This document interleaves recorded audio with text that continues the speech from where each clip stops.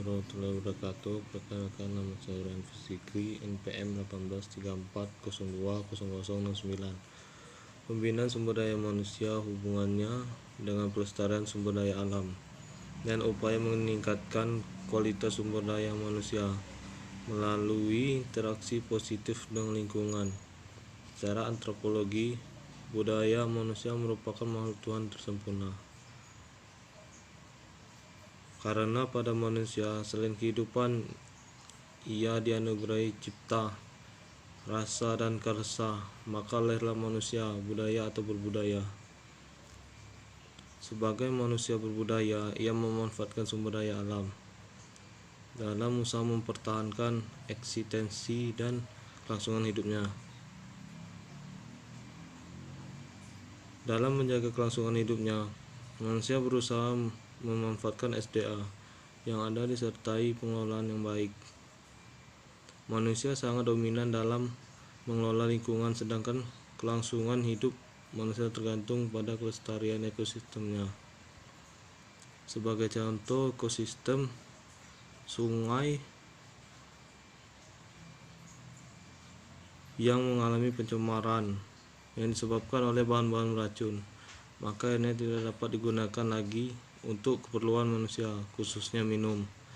Dalam hal ini, manusia sebagai perusak lingkungan, ia tidak memikirkan kebutuhan orang lain, tetapi hanya memikirkan diri sendiri.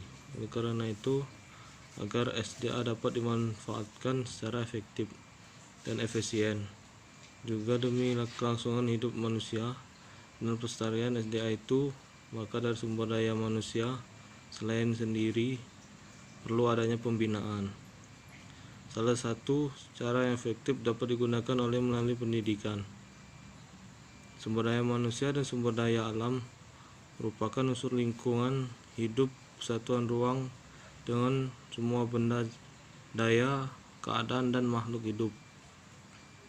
Merupakan di dalamnya manusia dan perilakunya yang mempengaruhi kelangsungan kehidupan dan kesejahteraan makhluk hidup lainnya. Sumber daya manusia merupakan tenaga yang sangat potensial untuk mengubah keadaan menjadi lebih baik. Manusia dikaruniai cipta, rasa, dan karsa yang dapat menghasilkan ilmu, pengetahuan, dan teknologi. Maka manusia merupakan faktor yang sangat fundamental dalam rangka membudidayakan SDA dalam memenuhi kebutuhannya. Hubungan sumber daya manusia dengan sumber daya alam, hubungan tersebut memberikan beban pada SDA, sehingga daya dukungannya lama-kelamaan berada pada ambang batas. Adanya beban daya dukung terhadap SDA akibat pertumbuhan penduduk antara lain dapat diperingan dengan meningkatkan teknologi. Meskipun demikian juga perlu diingatkan bahwa pengembangan teknologi di sisi lain juga memberikan tekanan yang berat terhadap SDA sendiri. Sebagai contoh, pertumbuhan penduduk yang cepat mendorong setiap bangsa untuk meningkatkan kemakmuran lewat peningkatan produksi baik, peningkatan bahan makan atau industri. Kebijakan tersebut dalam banyak hal dapat dilakukan dan menunjukkan hasil yang memuaskan, tetapi keberhasilan tersebut tidak jarang harus dibayar mahal dengan rusaknya ekosistem. Mengenai peningkatan industri dapat juga menimbulkan polusi baik udara maupun suara selain berdampak positif. Kerusakan lingkungan sebagian besar disebabkan oleh manusia sendiri, misalnya adanya urbanisasi, peningkatan gaya hidup, perubahan teknologi, maupun disebabkan oleh masyarakat awam sendiri. Untuk mengantisipasi berbagai kemungkinan penyebab turunnya daya dukungan SDA dapat menopang kehidupan manusia, perlu upaya pembinaan terhadap SDM itu sendiri. dengan memanfaatkan semua jalur yang memungkinkan.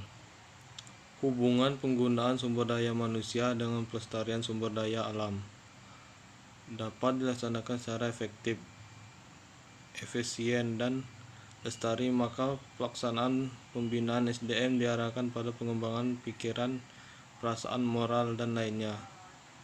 Pembinaan SDM seperti itu diharapkan dapat menjamin pemanfaatan dan pelestarian alam baik dalam arti konsumtif atau memenuhi kebutuhan manusia untuk mempertahankan hidupnya, maupun dalam arti investasi memenuhi kelangsungan spesies manusia.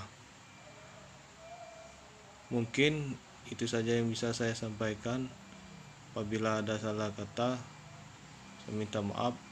Wabillahi taufiq wal hidayah. Wassalamualaikum warahmatullahi wabarakatuh.